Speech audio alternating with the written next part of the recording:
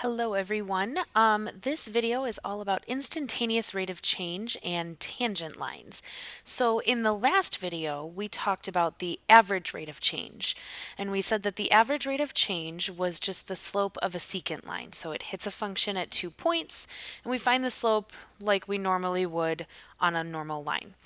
So now we're going to talk about instantaneous rate of change and tangent lines. So instead of looking at the slope of a secant line, we are going to be looking at the slope of a tangent line to find the instantaneous rate of change instead of the average rate of change. So the big idea here is that we want to write the equation of a tangent line, and it requires us to find the slope of a function at 1 point. So this is kind of a big deal because normally we find the slope between 2 points. So we're going to have to figure out how to do this. So the slope of the tangent line is just called the instantaneous rate of change.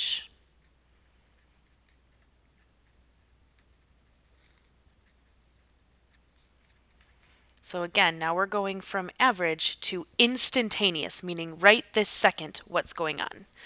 All right. Another name for the slope of the tangent line is the derivative.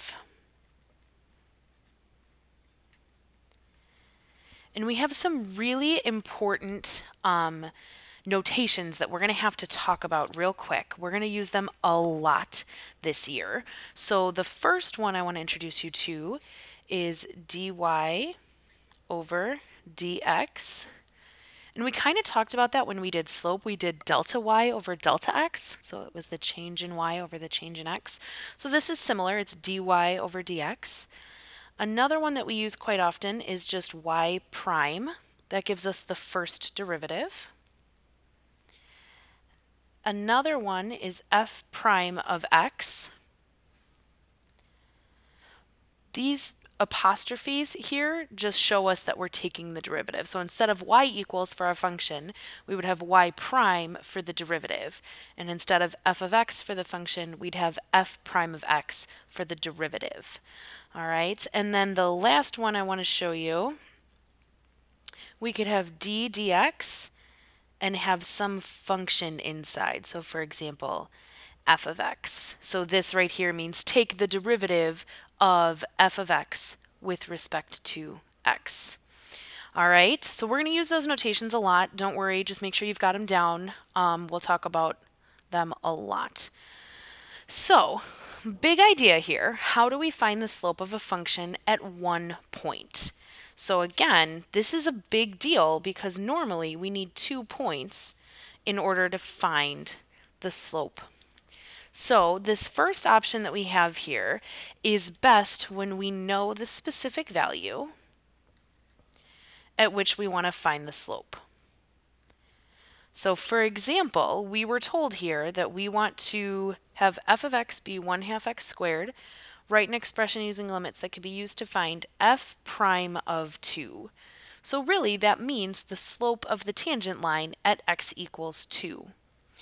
So the formula for this is the limit as x approaches a of f of x minus f of a all over x minus a. So this should look pretty familiar to you because this part right here, f of x minus f of a over x minus a, that's just our regular old slope formula.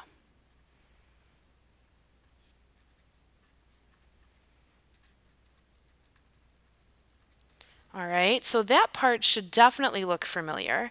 And this part with the limit, so the limit as x approaches a, just means that x and a are getting closer and closer to each other.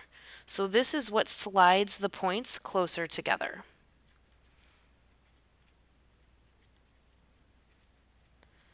And you saw this on the Desmos activity today in class, or just now in class, I guess. But as x and a get closer and closer to each other, we're able to find the slope of the tangent line. All right, so let's take a look at what this is going to look like in the actual problem. So we've got f of x is equal to 1/2 x squared. All right, and we're trying to find, sorry, that got a little blurry for a second. We're trying to find f prime of 2. Well, that means 2 is going to be my a value. All right, so I'm going to write my formula, which I know is the limit as x approaches a of f of x minus f of a all over x minus a. And now I'm going to actually write the limit. So the limit as x approaches, well, my a value we already decided is 2. So the limit as x approaches 2 of, on the top, we're going to do f of x, which means 1/2 x squared. And then we're going to subtract f of 2. But if I take f of 2, that means plug 2 in here. So if I do that, I actually get a value of 2. And then on the bottom, we have x minus our a value, which is 2.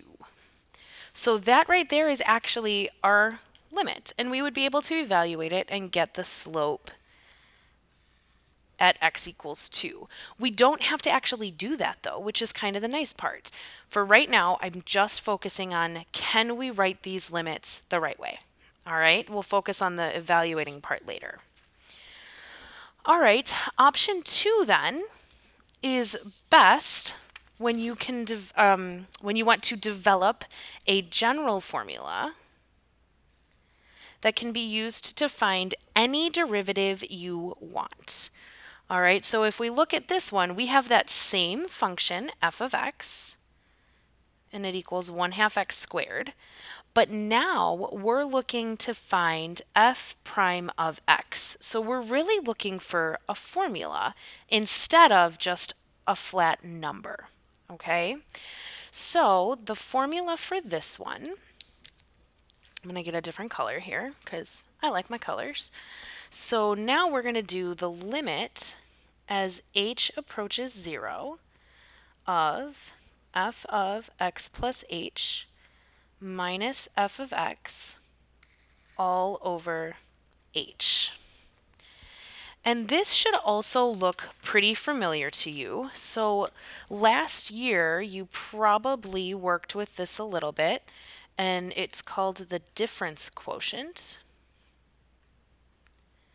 If you don't remember it, that's okay too. We're going to work a lot with it this year. But that is the difference quotient. It's again like finding the slope between 2 points. But again, we're taking the limit and we're saying that now the distance between the points is very small.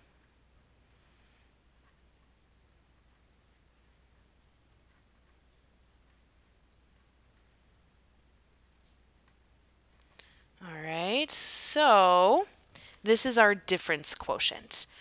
So the first thing we're going to do is we're going to go ahead and write our formula. What color did I write it in? Red. All right, so the limit as h approaches 0 of f of x plus h minus f of x all over h. So this is the formula we're going to use. And now we're going to have to figure out what this f of x plus h means.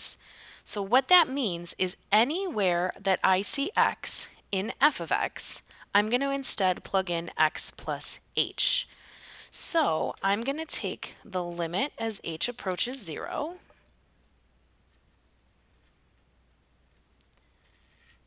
And I'm going to do f of x plus h, which really means 1/2 x plus h squared minus f of x, which is really just 1/2 x squared. And then I'm going to divide by h. And this, if we were to simplify it down, would get us a formula for finding the slope at any point. All right, so finding the derivative at any point that we want on this function f of x equals 1/2 x squared. All right. Again, we're not simplifying it down. We can, but we're not going to right now. We've got one more. So the last one is best when we know the specific value at which we want to find the slope.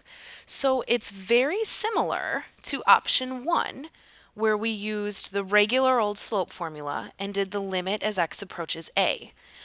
But the reason I'm showing it to you guys again is because we're actually going to use the difference quotient just like we did with option 2, because I want you guys to understand that this is just another way of finding the same thing. So I could use the formula from before, or I could use the difference quotient. So the limit as h approaches 0 of f of x plus h minus f of x all over h. All right, so now we are going to use that same formula here to find f prime of 2. So the limit as h approaches 0 of f of x plus h minus f of x all over h. And again, f of x plus h just means take x plus h and plug it in anywhere you see an x. Okay? So now we're going to actually do the limit as h approaches 0 of f of, our x value is actually 2. So now we're going to do 2 plus h minus f of 2 all over h. So instead of just plugging in x plus h like we did up here, and then just writing f of x like we did, now we're actually evaluating it at a specific point. So this part right here is where it's a little different. But we can actually then do f of 2 plus h. So now we're going to have the limit as h approaches 0 of 1/2 2 plus h squared minus f of 2, which if we take 2 and plug it in, we would get 2 all over h. And this would give us the slope. If we evaluate this limit, so if we were to simplify this out and actually evaluate it, we would get the exact same number that we would get if we were to evaluate this limit. So they get us the same answer. We were trying to find the slope at a specific value. And that's exactly what we were trying to do with option 3 here. I'm just showing you 2 different ways to do it. All right, once you guys are done watching this video, you can go ahead and take a 5-minute break. And then when you come back from your 5-minute break, we are going to work on some practice and make sure you guys are pretty solid with this. All right, let's do some work.